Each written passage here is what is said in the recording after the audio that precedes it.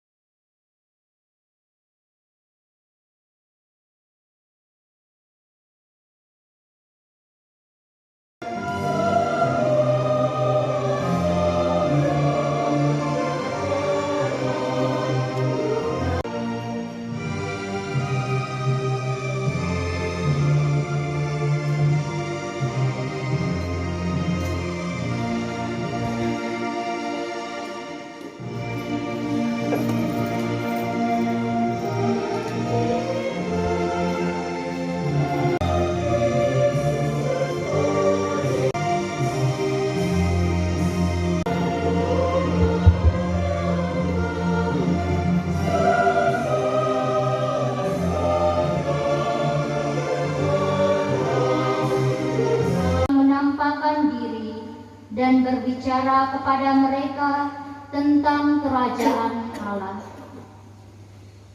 Pada suatu ketika, waktu makan bersama-sama dengan mereka, Ia melarang mereka meninggalkan Yerusalem dan menyuruh mereka tinggal di situ, menantikan janji Bapa.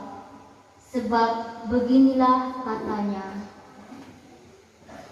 telah kamu dengar daripadaku, Yohanes membaptis dengan air, tetapi tidak lama lagi kamu akan dibaptis dengan Roh Kudus.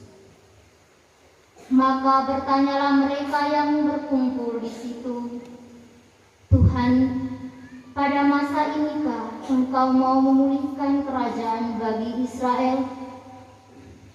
Jawabnya, Engkau tidak perlu mengetahui masa dan waktu yang ditetapkan Bapa sendiri menurut kuasanya. Tetapi kalau Roh Kudus turun ke atas kamu, kamu akan menerima kuasa dan kamu akan menjadi saksiku di Yerusalem, di seluruh Yudea dan Samaria, dan sampai ke ujung bumi. Sesudah mengatakan demikian, terangkatlah Yesus disaksikan oleh mereka, dan awan menutupnya dari pandangan mereka. Ketika mereka sedang menatap ke langit, waktu Yesus naik itu, tiba-tiba berdirilah dua orang yang berpakaian putih dekat mereka. Kedua orang itu berkata kepada mereka, "Hai orang-orang Galilea, mengapakah kamu berdiri melihat ke langit?" Akhirnya mereka mengumpulkan banyak orang, murid-muridnya khawatir, suruh mereka pulang, mereka harus makan. Yesus katakan, buat mukjizat menggandakan. Kalian mukjizat dan juga karunia-karunia, yang pada akhirnya rahmat dan karunia itu menguatkan murid-murid dalam menjalankan tugasnya. Sehingga bagaimanapun, sekarang sudah saatnya kamu mandiri. Mungkin seperti halnya tadi saya, sekarang sudah saatnya kamu mandiri, nak. Kamu harus bisa sendiri, mau pesan makanan harus sendiri, pilih baju sendiri, melakukan segala sesuatu sendiri. Sama, murid-murid juga pada saat itu, Yesus katakan, kalian harus bisa memberitakan Injil kepada segala makhluk. Siapa yang percaya akan dibaptis dan diselamatkan, dan lakukanlah segala sesuatu dalam namaku.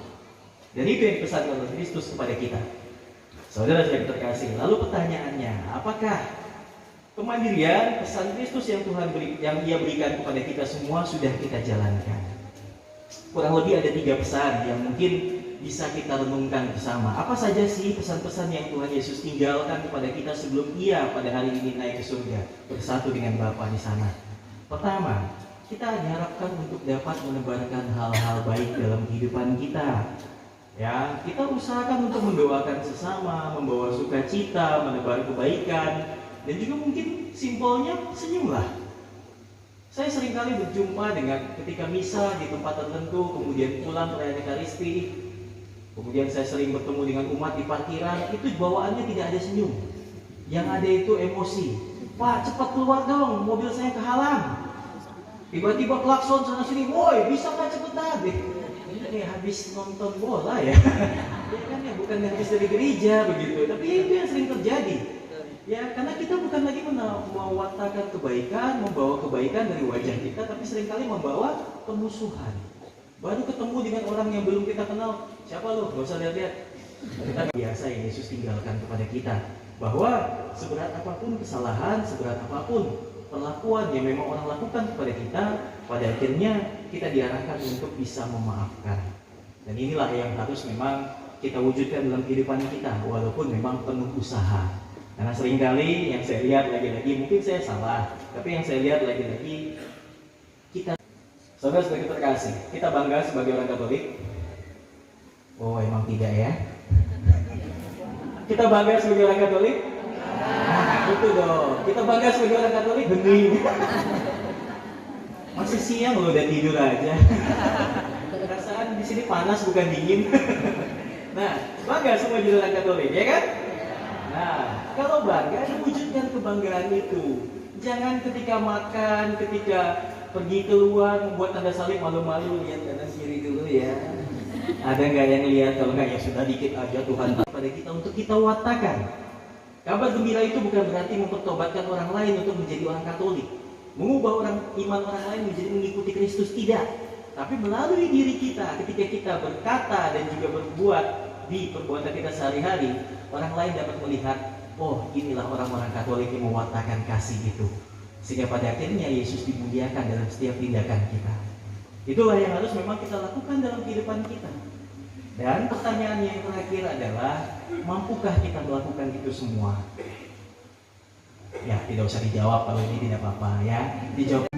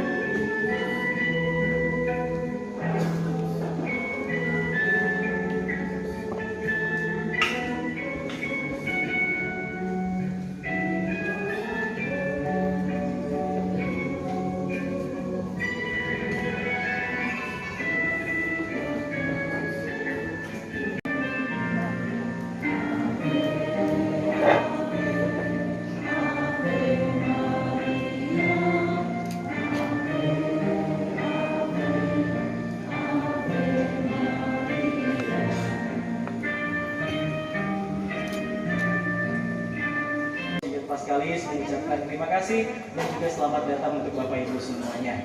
Mari kita akhiri dengan memohon.